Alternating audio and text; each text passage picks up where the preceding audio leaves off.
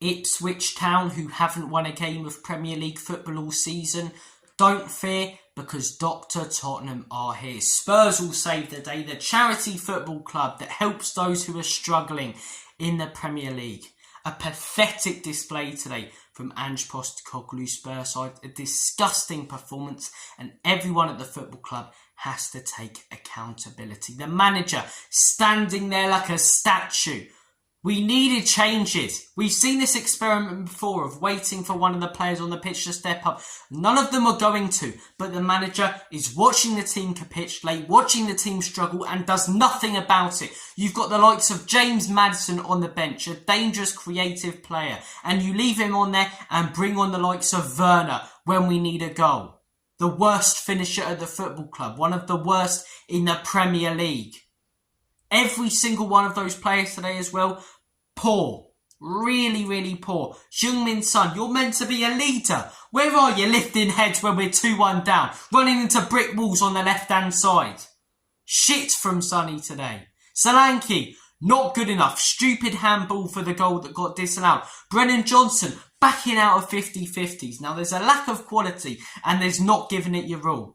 But Brennan will be alright. He'll enjoy his next 2 weeks in Wales. Maybe have a couple of days off before the international break, as I say, with his 10 out of 10 looking girlfriend sleeping in his silk sheets, whilst it's us fans that have to deal with it at work, at school, at college the next day, deal with the banter and the burden of supporting this football club for the next 2 weeks. Not one of them players cares as much as our fans. It's not like we've got any academy lads out there who have come through and know what it's like to play for this football club and the culture and how much the fans care. They're all brought in from abroad to do a job, and not one of them has the connection that we do. It's disgusting today. Absolutely disgusting. Pedro Porro, every single ball that he put in, pathetic. Absolutely pathetic. Cutback after cutback after cutback when everyone was in the box. How about you play your ball where the players are, you muppet? Dragazin as well. Agent gobbing off like he's this next coming of Maldini. Sunday League player at best, man. Look, he's good in a defensive system, Dragazin. He is. But we don't play a defensive system. So someone, please tell me, why did we sign a player who's best in a low block for a ball-playing side?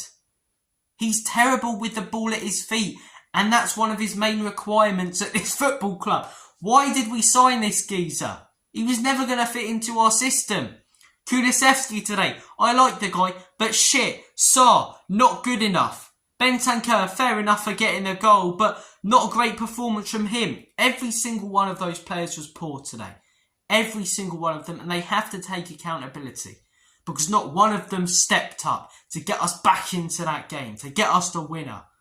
Not one of them. No leaders on that pitch. We need a captain.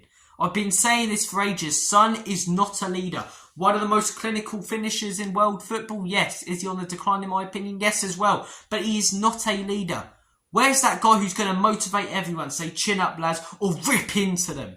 Rip into them when we can see that second goal. And at half time. And when we miss chances in the second half. We don't have any players who do either. We miss a chance, we concede a goal. Everyone just starts chucking hands around. Oh shit, we've done it again. Oh, and just starts putting their heads down. Not one of them wants to take accountability and be the one to slap everyone else around the face and say, lads, wake up.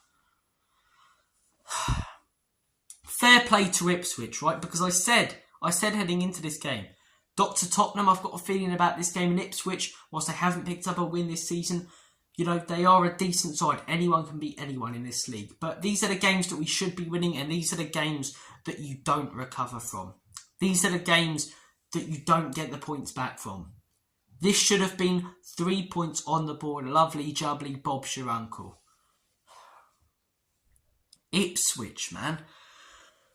I'm sick of trying to believe in false dawns at this football club. And this isn't just under Ange. This is for years. You know, last week, we beat Aston Villa 4-1. I think, oh, you look at our home form's solid. We can look at that, take that as a positive. We get a win, we can be in third. Then we lose at home. Our brilliant home form goes out the window due to losing to a relegation battling side. And we're sat 9th in the table. Potentially 10th after the international break. We got Man City as well. They're having a bit of a bad spell. Not to worry, lads. You got Tottenham next. Honestly, I try not to rant like this in post-match reactions because I get pissed off at people who do.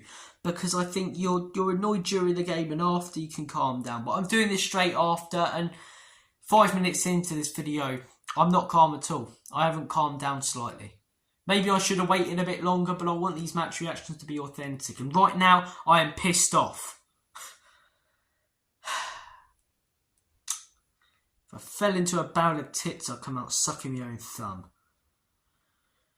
Every one of those players has to take accountability. Stop hiding behind the manager. But the manager, I'm telling you, serious questions have to be asked. I'm losing faith. I really, really am. I was very close to saying Ange out after that Arsenal game. Start building a bit of momentum, then it goes out the window with a Brighton. I'll start building a bit of momentum, then we lose away to Crystal Palace. But then I think, okay, you know, we've got a potential Tottenham game, but at least we're at home. Our home form is brilliant. And then we lose to Ipswich at home. Like, why always me? In the words of Balotelli, why always us? You've got to laugh or you will cry or rage like I did. But every single one of those players has to take accountability and serious questions has to be asked of the manager. Why? Why on earth he's just standing there when the team in front of him are capitulating? Like some sort of experiment. Oh, will they step up? You can see they're not! So fucking change it then! You can see they're not! You're watching the game, mate. Mate. You're watching the game. Not one of those players has the bollocks to go out there and step up. You've got Maddison on the bench.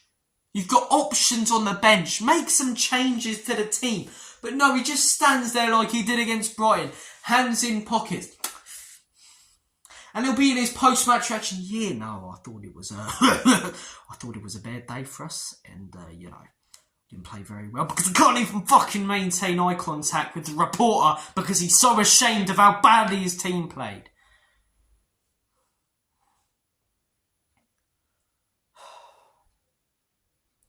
Really losing faith with this manager. Because at times he gets it bang on. The Villa game, the West Ham game with his substitutions and tactical tweaks. But at times he can see the team capitulating in front of him. The Brighton game, waited until we were 3-2 down in the 75th minute to make changes.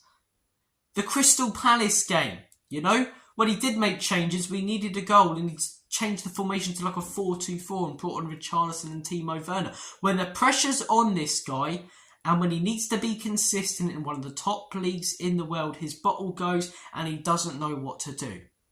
I don't like banding around the word clueless because these are, you know, what we're meant to believe Premier League coaches, the top coaches in the world. And when you consider how many football coaches there probably are in the world, thousands and thousands and thousands, surely they're not clueless. But you start to look at this guy when he's not making substitutions and think, why? When every fan in that stadium can see that it's going tits up and that we don't look like scoring. We scored from a corner. We didn't create any clear-cut chances in that game. I'd love to see our XG. And just see Ruud van Nistelrooy as well, loving it at Manchester United. They're already a point behind us now. Brilliant. Absolutely brilliant. Got Man City after the international break.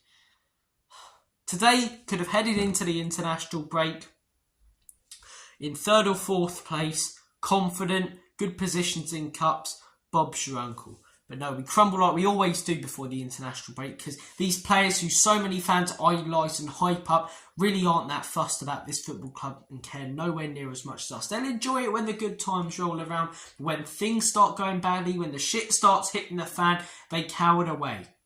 They don't want to step up. Not one of them wants to be the leader. Not one of them wants to lead by example on the pitch. The players are to blame. The manager's to blame. A good goal from Bentancur. No real other positives to take today. Home form out the window. No consistency. Serious questions now have to be asked about this manager and if he is the right man for the job. Guys, I'm going to make like a banana and split, curl up into a ball and probably cry for the rest of my Sunday.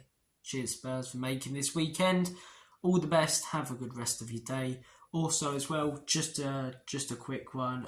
It was Remembrance Sunday. Well, I say it was. It still is Remembrance Sunday. I was at a service this morning, and to any of you guys who have lost family members, you know, in world wars, my thoughts go out to you, because I'm sure these few days must be tough. And yeah, respect for those who fought for the country. Obviously tomorrow is Remembrance Day, so the video might be out a little bit later. But guys, look, I'm sorry, I do apologise, because I don't try and keep this channel PG, but I never like absolutely losing my rag. But these players, even the manager, have no idea how much it affects us fans when we lose games like this. It's unbelievably frustrating. It really is. Take care though, guys. Have a good rest of your day and weekend. I'm not even going to say come on you Spurs, because I don't believe in this team right now. All the best.